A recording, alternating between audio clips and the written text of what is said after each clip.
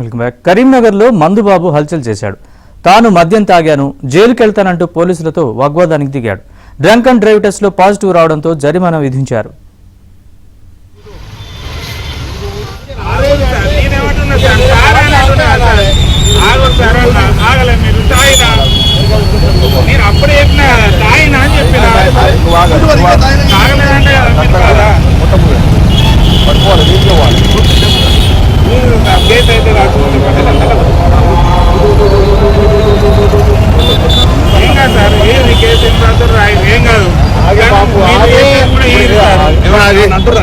అంటలేము sir, మరి ఎందుకే